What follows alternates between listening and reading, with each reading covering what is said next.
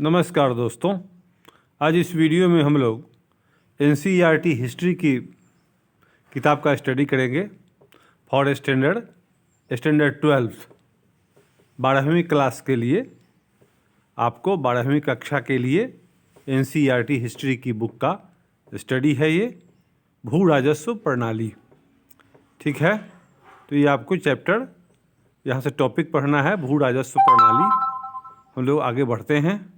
मेरे दोस्तों, पढ़ने का या पढ़ाने का मेरे विचार में एकमात्र यही विचार है, आइडिया है कि जब तक आप लाइन बाय लाइन पढ़ेंगे नहीं, हर शब्द पर ध्यान नहीं देंगे, तब तक आपकी पढ़ाई संपूर्ण नहीं होती है।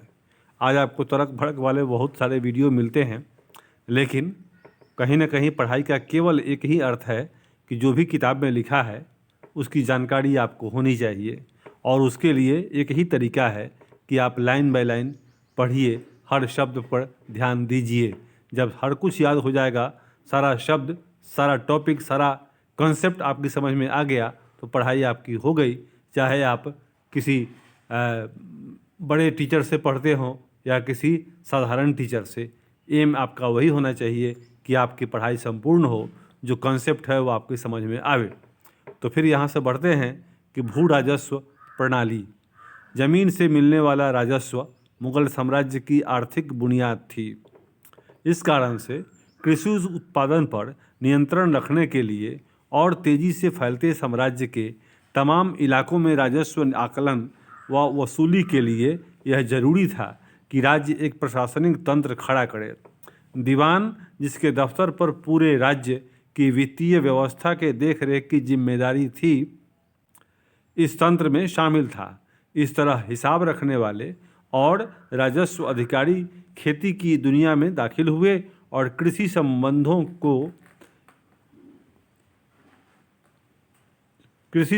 को शक्ल देने में एक निर्णायक ताकत के रूप में उभरे। लोगों पर कर का बोझ निर्धारित करने से पहले मुगल राज्य ने जमीन और उस पर होने वाले उत्पादन के बारे में खास किस्म की सूचनाएं इकट्ठा करने की कोशिश की। भू राजस्व के इंतजामात में दो चरण थे।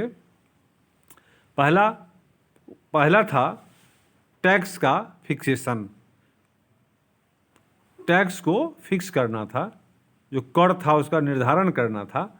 और दूसरा वास्तविक वसूली, जमा निर्धारित रकम थी और हासिल सचमुच वसूली गई रकम। जमा का मतलब था निर्धारित रकम और हासिल का मतलब था सचमुच वसूली गई रकम। अमील गुजार या राजस्व वसूली करने वाले के कामों की सूची में अकबर ने यह हुक्म दिया कि जहां उसे अमील गुजार को कोशिश करनी चाहिए कि खेतिहर नकद भुगतान करें, वहीं फसलों में भुगतान का विकल्प भी खुला रहे। राजस्व निर्धारित करते समय राज्य अपना हिस्सा ज़्यादा से ज़्यादा रखने की कोशिश करता था, मगर स्थानीय हालात की वजह से कभी कभी सचमुच में इतनी वसूली कर पाना संभव नहीं हो पाता था। हर प्रांत में जुती हुई ज़मीन और जोतने लायक ज़मीन दोनों की नपाई की गई, और अकबर के शासनकाल में अबुल फजल ने आइन में ऐसी ज़मीनों के सभी आंकड़ों को संकलित किया। उसके बाद के बादशाहों के शासनकाल में भी ज़मीन की नपाई के प्रयास जारी रहे। मसलन 1665 ईस्वी में औरंगजेब ने अपने राजस्व कर्मचारियों को स्पष्ट निर्देश दिया कि हर गांव में खेतिहरों की संख्या का सालाना हिसाब रखा जाए। इसके बावजूद सभी इलाकों की नपाई सफलतापूर्वक नहीं हुई। जैसा हमने देखा है, उपमहाद्वीप के कई बड़े हिस्से जंगलों से घिरे हुए थे और इनकी नपाई नहीं हुई।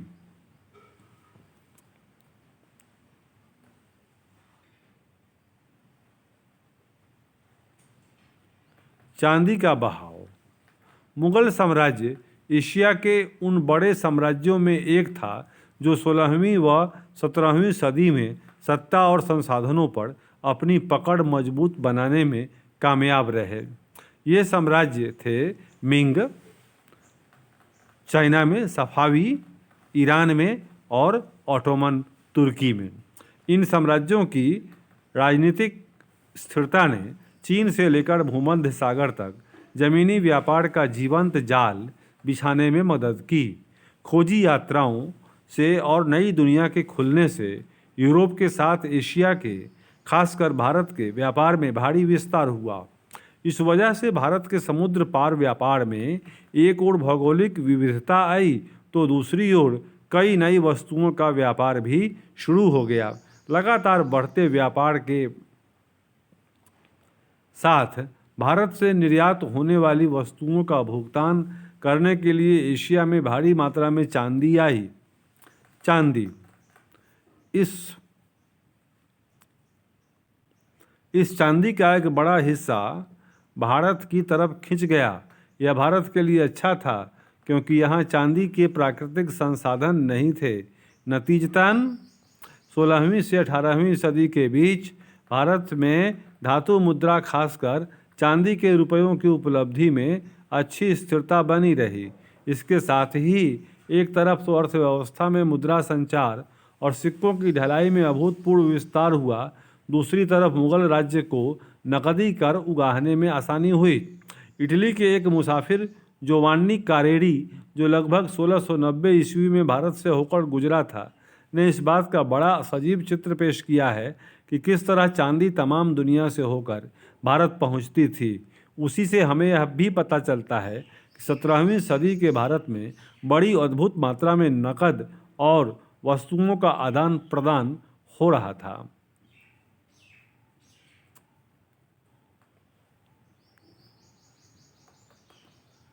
अबुल फजल की आइन एक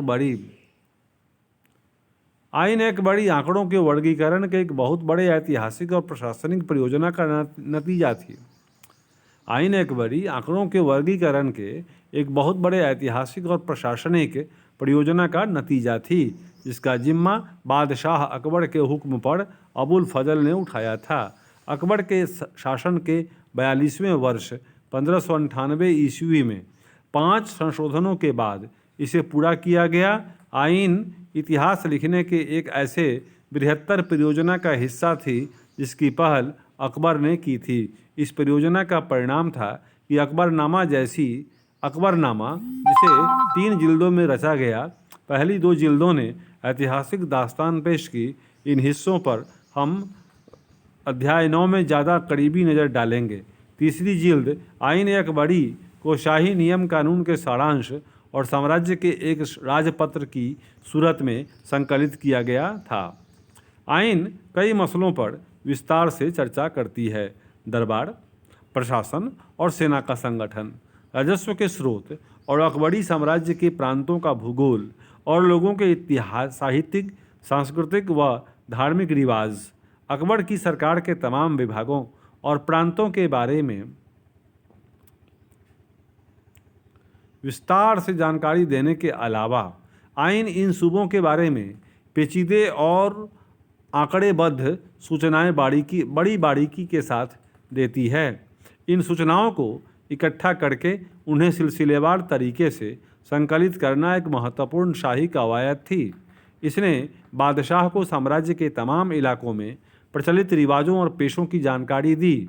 इस तरह हमारे लिए आइन अकबर के शासन के दौरान मुग़ल साम्राज्य के बारे में सूचनाओं की खान है। आइन अकबरी।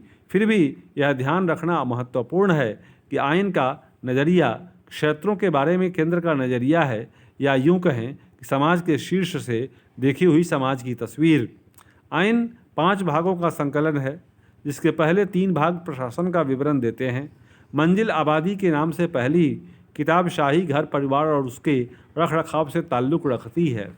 दूसरा भाग सिपाह आबादी, सैनिक व नागरिक प्रशासन और नौकरों की व्यवस्था के बारे में है। इस भाग में शाही अफसरों, मनसबदार, विद्वानों, कवियों और कलाकारों की संक्षिप्त जीवनियाँ शामिल हैं। तीसरा मुल्क आबादी वह भाग है जो सामान्य व साम्राज्य व प्रांतों के वित्तीय पहलुओं तथा राजस्व की दरों के आंकड़ों की विस्तृत जानकारी देने के बाद 12 प्रांतों का बयान देता है। इस खंड में सांख्यिकी सूचनाएं तफसील से दी गई हैं, जिसमें सूबों और उनकी तमाम प्रशासनिक व वित्तीय इकाइयों, सरकार, परगना और महल के भौगोलिक, स्थलाकृतिक और आर्थिक रेखाचित्र भी शामिल हैं। इसी खंड में हर प्रांत और उसकी अलग अलग इकाइयों की कुल मापी हुई जमीन और निर्धारित राजस्व जमा भी दी गई है। सूबा स्तर की विस्तृत जानकारी देने के बाद आइन हमें सूबों के नीचे की इकाई सरकारों के बारे में विस्तार से बताती है। ये सूचनाएं तालिकाबद्ध तरीके से दी गई हैं, जहां हर तालिका में 8 खाने हैं जो हमें निम्नलिखित सूचनाएं देते हैं: परगनात, महल, किला, अराजी और जमीन ए पाईमूद, मापे गए इलाके, नगद निर्धारित राजस्व, सुयुसाल दान में दिया गया राजस्व को सुयुसाल बोलते थे। जमींदार खाने 7 और 8 में जमींदारों की जातियां और उनके घुड़सवार, पैदल, सिपाही, प्यादा व हाथी, फील सहित उनके फौज की जानकारी दी गई है। मुल्क आबादी उत्तर भारत के कृषि समाज का विस्तृत, आकर्षक व पेचीदा चित्र पेश करती है। चौथी और 5वीं किताबें भारत के लोगों के मजहबी, साहित्यिक और सांस्कृतिक रीति रिवाजों से ताल्लुक़ रखती है। इनके आखिर में अकबर के शुभ वचनों का एक संग्रह भी है।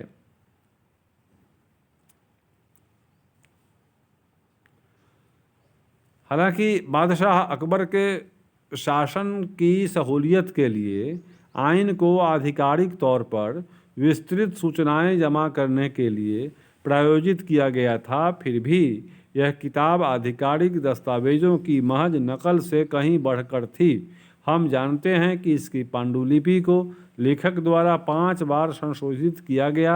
इससे ऐसा लगता है कि प्रामाणिकता की खोज में अबुल फजल काफ़ी सावधानी बरत रहे थे। उदाहरण के तौर पर मौखिक बयानों को तथ्य के रूप में किताब में शामिल करने से पहले अन्य स्रोतों से उसकी असलियत और सच्चाई की पुष्टि करने की कोशिश की जाती थी। सांख्यिकी वाले खंडों में सभी आंकड़ों को अंकों के साथ शब्दों में भी लिखा गया ताकि बाद की प्रतियों में नकल की गलतियां कम से कम हों। फिर भी जिन इतिहासकारों ने ध्यान से आइन का अध्ययन किया वे बताते हैं यह ग्रंथ पूरी तरह समस्याओं से परे नहीं है। जोड़ करने में कई गलतियां पाई गई हैं। ऐसा माना जाता है कि या तो ये अंकगणित की छोटी मोटी चूक है या फिर नकल उतारने के दौरान अबुल फजल के सहयोगियों की भूल। आमतौर पर ये गलतियां मामूली हैं और एक व्यापक स्तर पर किताबों के आंकड़ों की सच्चाई को कम नहीं करती। आइन की एक और सीमा यह है कि इसके संख्यात्मक आंकड़ों में विषमताएं हैं।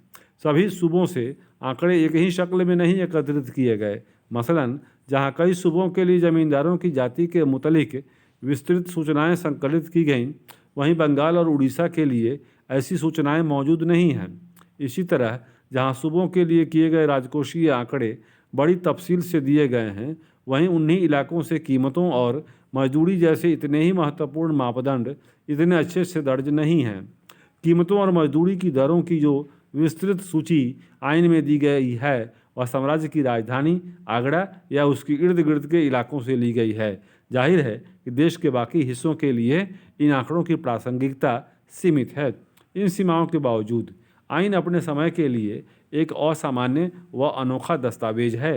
मुगल साम्राज्य के गठन और उसकी संरचना को मंत्रमुग्ध करने वाली झलकियाँ दिखाकर और उसके बाशिंदों व उत्पादों के बारे में सांख्यिकीय आंकड़े देकर अबुल फजल मध्यकालीन इतिहासकारों की अब तक प्रचलित परंपराओं से कहीं आगे निकल गए और यह निश्चित तौर पर एक बड़ी उपलब्धि थी। गौरतलब है कि मध्यकालीन भारत में अबुल फजल से पहले के इतिहासकार ज़्यादातर राजनीतिक वारदातों के बारे में ही लिखते थे। जंग, फतह, सियासी साजिशें या वंशीय उथल पुथल, देश, उसके लोग या उत्पादों का जिक्र गाहे बगाहे प्रसंगावश्य ही आता था, वह भी एक ऐसे लेख साज सज्जा के रूप में जिसकी दिशा मूलतः राजनीतिक होती थी। भारत के लोगों और मुगल साम्राज्य के बारे में विस्तृत सूचनाएं दर्ज करके आइन ने स्थापित परंपराओं को पीछे छोड़ दिया और इस तरह 17वीं सदी के मुहाने पर भारत के अध्ययन के लिए एक संदर्भ बिंदु बन गया। जहाँ तक कृषि संबंधों का सवाल है, आइन के सांख्यिकीय सबूतों की अहमियत चुनौतियों के परे है, लेकिन इससे भी महत्वपूर्ण लोगों, उनके पेशों और व्यवसायों, साम्राज्य की व्यवस्था और उसके उच्चाधिकारियों के बारे में जो सूचनाएं यह ग्रंथ मुहैया कराता है, उनकी मदद से इतिहासकार समकालीन भारत के सामाजिक ताने बाने का इतिहास पुनः रचते हैं। काल रेखा, मुगल साम्राज्य के इतिहास के मुख्य पड़ाव। ये टाइमलाइन आपके सेवा में। 1526 में दिल्ली के सुल्तान इब्राहिम लोदी को पानीपत में हराकर बाबर पहला मुगल बादशाह बनता है। 1530 से 40 हुमायूं के शासन का पहला चरण। 1540 से 55 शेर शाह से हारकर हुमायूं सफावी दरबार में प्रवासी बनकर रहता है। 1555 से 56 हुमायूं खोए हुए राज्य को फिर से हासिल करता है। 1556 से 1605 अकबर का शासनकाल। 1605 से 1627 जहांगीर का शासनकाल। 1628 से 58 तक शाहजहां का शासनकाल, और तब 1658 से लेकर के 1707 औरंगजेब का शासनकाल। 1739 नादिर शाह भारत पर आक्रमण करता है और दिल्ली को लूटता है। 1761 में अहमद शाह अब्दाली पानीपत के तीसरे युद्ध में मराठों को हरा दिया। 1765 में बंगाल के दीवानी अधिकार ईस्ट इंडिया कंपनी को सौंप दिए जाते हैं। 1857 अंतिम मुगल बादशाह बहादुर शाह जफर को अंग्रेज गद्दी से हटा देते हैं और देश निकाला देकर रंगून, आज का योंगोन, म्यांमार में भेज देते हैं। ठीक है, thank you for viewing, have a nice day.